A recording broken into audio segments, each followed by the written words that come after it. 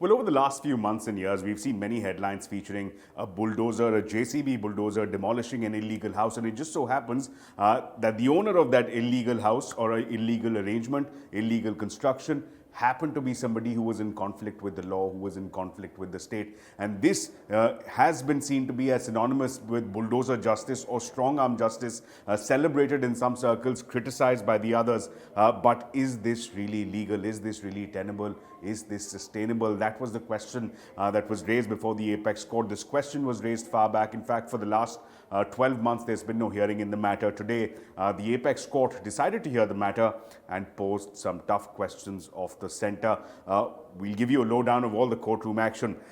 First up, this petition, it's been pending for very many years. It's been asking the question, and in fact, it's been red flagging how in various instances, whenever a person is accused of being in conflict with the law or being in conflict with the state, there is retributive action taken in the form of deployment of JCBs, deployment of bulldozers, deployment by the municipal authorities to break down these quote-unquote illegal structures, illegal houses, and that this is retributive in nature. It is not in keeping with the laws, either the state laws or the municipal laws, and that this needs urgent court intervention. And this is something that in fact inspired some strong words from the apex court. The Supreme Court, aiming at the Solicitor General Tushar Mehta, expressed its thoughts that even though a son may be recalcitrant, may be not in keeping with the law, but then to punish the father of that son for the actions of the son by demolishing the father's house is something that is just not tenable, is not permissible under Indian law. In fact, the apex court went on to observe that it needs to be seen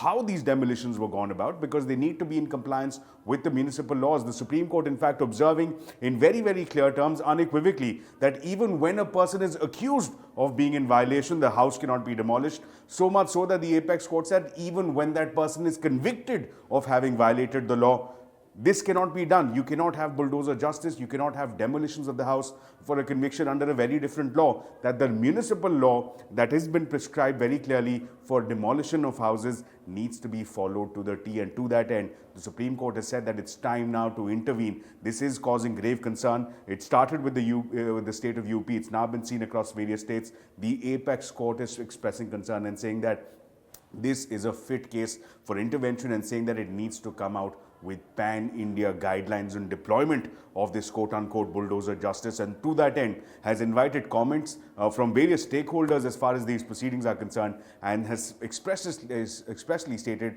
that it will be laying down national guidelines for deployment of these JCBs, for deployment of these bulldozers, to ensure that there is no retributive strong-arm justice that has been deployed by the state or by the central government. So strong words. This hearing, we understand, will resume on September 17th.